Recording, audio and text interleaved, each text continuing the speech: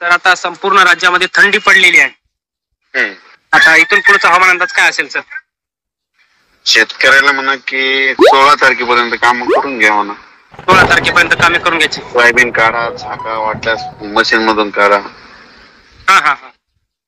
कारण की त्याच्या 17, 18, 19 पाऊस येणारच आहे. 17, 18, 19 पाऊस येणार. आता कुठे कुठे येणार सर? ते सुरुवात होणार आहे. हा 16 तारखेला होईल सुरुवात. यवतमाळ जिल्हा, चंद्रपूर जिल्हा, हो, नांदेड जिल्हा, लातूर जिल्हा, धाराशिवच्या त्या बॉर्डर. त्याच्यानंतर सांगतो आदिलाबाद, धर्माबाद, नायगाव, नरसी, देगलूर, बिलोली, इकडं अहमदपूर, देवणी, हो, जळकोट,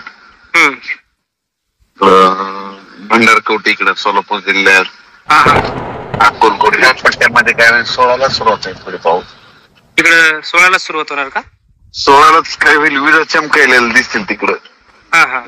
तेलंगणा कोण, कर्नाटक कोण आपल्याला त्या साईडने इकडे महाराष्ट्र येणार का? हा 16लाच काय होईल तिकडून पाऊस यायला दिसत. हो, म्हणजे मग त्या 16-17च्या दरम्यान थोडी थंडी कमी होईल का सर मग? हा होणार ना. हा, आणि मग मराठवाड्यामध्ये सर? हा मग आपल्याला 17ला. मराठवाड्यात 17 पासून सुरुवात होणार. हो, 17 सर्वदूर नाही पण भाग बदलत पडणार, पण पडणार. पण पडणार.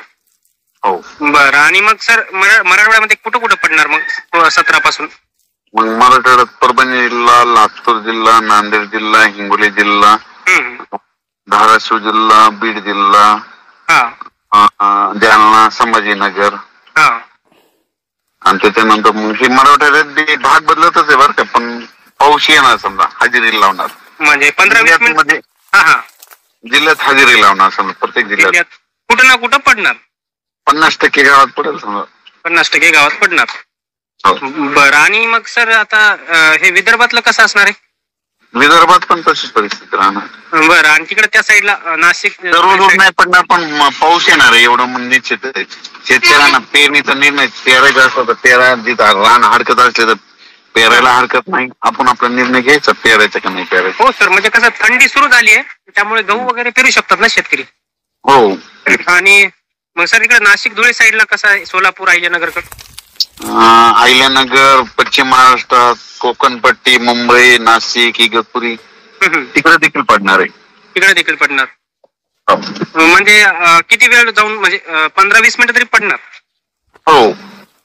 बरं, आणि मग हे तुम्ही जर सांगताय 16-17 पासून पाऊस सुरू होणार, तो किती दिवसापर्यंत, किती दिवस पडणार? 19 तारखेपर्यंत. 19 तारखेपर्यंत पडणार.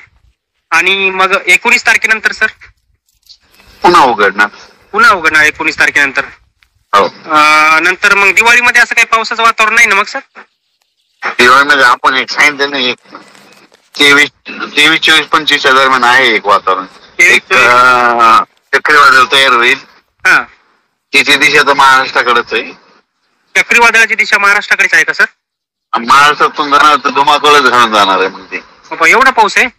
हो, माझं म्हणणं आहे त्यांना यायला नाही पाहिजे, बाजून कुठून तरी जायला पाहिजे, तेलंगणातून कुठून तरी. मग त्याची दिशा महाराष्ट्राकडे आहे म्हणताय, म्हणजे मग जास्तच पडेल ना सर? हो. मग कुणी, म्हणजे कोण्या साईडला जास्त प्रभाव आहे त्याचा? प्रभाव नांदेड जिल्हा, यवतमाळ जिल्हा, हिंगोली जिल्हा, सोलापूर जिल्हा, बीड जिल्हा, अहिल्यानगर, सांगली, सातारा, असा पट्टा. या पट्ट्यात तिकडे छत्रपती संभाजीनगर, धाराशिव, लातूर साईडला आहे का? आहे ना, धाराशिव आहे ना. मग तिकडे पण आहे का? बरं, मग हे चक्रीवादळाचं नाव वगैरे काय आहे का? नाव म्हणजे पडलं असेल ना कोणतं? त्यांनी दिलं नाही, आणखी देतील ना ते. चक्रीवादळाचं नाव वगैरे काय त्यांनी सांगितलं? स्पष्ट एवढं व्हायला पाहिजे. थोडी थंडी वाढली ना, समजा थंडी वाढली हे पाऊस गेल्याच्या नंतर आपलं उत्तरेकडून थंडी जितकी दाबतो ना, फास्ट आली तर मग त्याला दाबी ती सरासरी समजा. तर थंडी दबली, थंडी नाही दबली आणि गरमी सुरू झाली तर मग ते येणारच. मग ते येणार 100%. मेन थंडी अवलंबून आहे बघा. मग हे चक्रीवादळ धुमाकूळ घालणार म्हणजे असं वाहून पडणार का सर? नदी, नाले, ओढे? मग तर तिकडे आल्यावर तसंच होणार ते. त्याचं काय करू आणखी 2-4 दिवसांनी देऊत ना मेसेज, कारण की ना आताच कसं मला आता शेतकरी ना सगळे सोयाबीन काढायलेत, सगळे काढायले, पुन्हा ते काढण्याचं पुन्हा त्यांना खायला, त्याच्यामुळे म्हणलं त्याचा नंतर सांगते ना आमदार. म्हणजे आज सध्याचा अंदाज एवढाच आहे ना सर? कल्पना म्हणून दिलेली मी, पूर्व कल्पना म्हणून चक्रीवादळ येण्याची शक्यता.